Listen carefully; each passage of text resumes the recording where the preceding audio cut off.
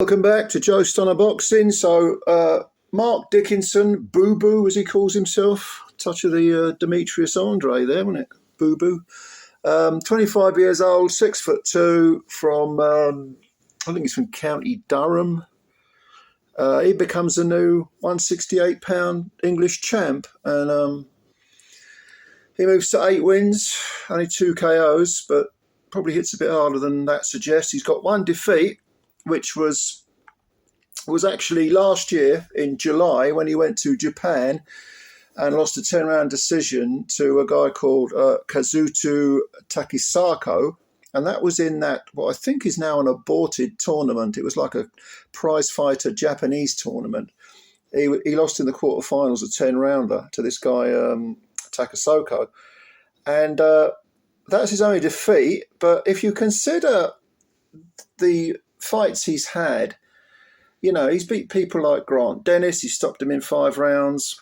In only his 3rd or 4th fight, he beat Peter Kramer, who at the time had a pretty decent sort of record. He hasn't just fought these journeymen with, 60, 70, 80 losses on their records. He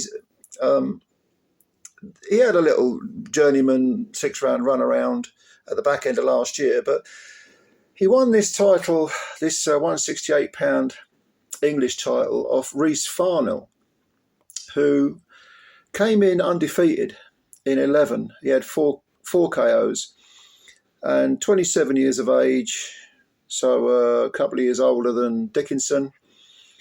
And he's another one who hasn't faced, really sort of mediocre guys. I mean, he has fought in the early stages. He fought journeyman, yeah, no doubt. But just a few fights ago, he was fighting, Nikolai Campbell, who was that was for the Central Area title. He won a 10-rounder.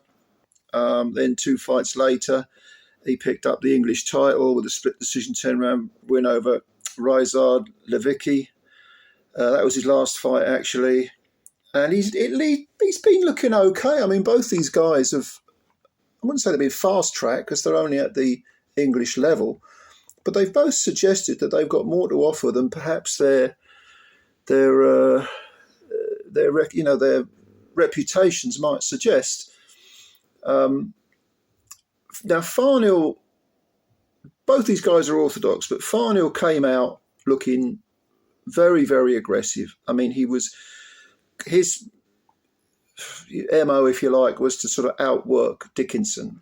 And Dickinson, a very high guard, wasn't backing off, but he was, for most of the first half of the fight, being outworked by Farnhill. And you could say Farnhill was being a bit too cavalier, a bit too sort of front-footed, trying to put too much heat on Dickinson, getting very greedy, walking in the front door, landing all sorts of big wallops, desperately trying to sort of win every second of every round. And Dickinson, although he had a higher guard, tighter guard, you could say that whereas one guy, Farnhill, was being too cavalier, the other guy, Dickinson, was being too conservative. And the cavalier guy, who was letting it all hang out for the first half of the fight, was, in my opinion, after 5 rounds, it's a 10-rounder, English title fights are 10 rounds, Farnhill was winning this fight.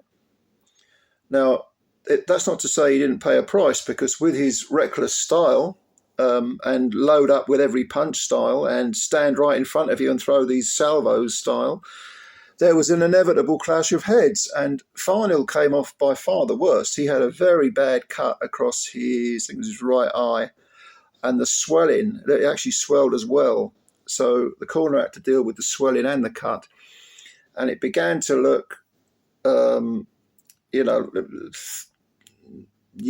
was going to have to walk through a bit of fire and keep up that hot work rate that he showed in the first 5 rounds. And the 6th round, there was definitely a swinging of the pendulum, because Dickinson started to let his hands go more. He suddenly stopped being as conservative as he had been and started to throw more punches, more heavy-duty stuff. And there was a bit more sort of rhyme and reason to his work, I think, than there was Farnhill. With Farnhill, it was volume. It was volume and aggression. With Dickinson, it was more precision and a bit more panache. and he was landing very, very good straight punches. Some good hooks, nice tight hooks as well that were catching Farnhill. I don't think he staggered Farnhill at any point, but there's no doubt that with the eye injury and the fact that he had to maintain, this is Farnhill I'm talking about, he had to maintain that high work rate. It was beginning to look a bit ominous for him as the rounds ticked by, and there's no doubt that I think Dickinson took over the fight from about the 6th onwards and then pretty much dominated. I mean, both these guys are quite tall for the weight. Farnhill was listed at 5'11 and a half, but Dickinson is 6'2". And he was using those. He got into that in the second half of the fight. He got into that sort of box fighter mode, where he was threading a lot of nice straight punches, varying his work well, not wasting much. And Farnhill, of course, having used up huge gulps of energy in the first 5 rounds, was finding it a bit more difficult in the second half to keep that momentum going. And he couldn't really switch gears. And I think this fight was won pretty much in the second half of the fight. I mean, the judges had it wide, like 8-2, maybe 9-1 or something like that. I thought it was closer than that. I thought it was closer, probably a 97-93, roughly. But there's no doubt that Dickinson did win the fight, but he won it, like I say, in the second half of the fight, very much so. And as I say, he moves to 8-1 now. That trip to Japan, which didn't prove very fruitful, may have actually given him a bit of an education, good education there. For Farnhill, this is his first defeat.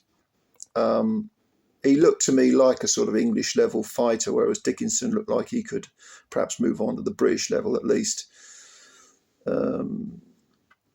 But, you know, having said that, Farnhill's fought pretty decent men recently. You know, Adam Heppel, he beat him. He was undefeated. He beat him in 4 rounds. And his previous fight, you know, was against an undefeated guy in Levicki. And maybe he's got something left. He's been an English champ. He's been a area champ. And this is only his first defeat. He can come back, maybe regain the British. But I think for Mark Dickinson, at only 25, there's more to come. And also, it bears mentioning that 2 of his uncles, Travis Dickinson and... who am I thinking of? Who's the other Dickinson? Travis Dickinson. Fuck me. I hate getting old because this is the sort of shit that happens to you where you forget names that you should know. Anyway, whatever the fuck the other guy's name is. Sorry, mate, I've forgotten your name. But both of his uncles have won British titles. John Lewis Dickinson. There it came to me. Yeah, they both won British titles. I wouldn't be surprised if Mark did what his uncles have done and picked up a British belt along the way. So yeah, good luck to the guy. Anyway, did you see this fight? It was on DAZN. It was part of the Friday night Manchester, I suppose it was a sort of next-gen show. But let me know what you think. And let me know what you think of Dickinson. How far do you think he can go? I think he's looking pretty good for a 25-year-old with only 9 fights. Got himself a belt, maybe a defence or 2, go for the British. I like what I saw anyway. Anyway, comments below. Subscribe to the channel if you're new. Hit the like button. Do all that good stuff and spread the word about Joe's Son of Boxing. Much love to you. I'll catch you later. Bye for now.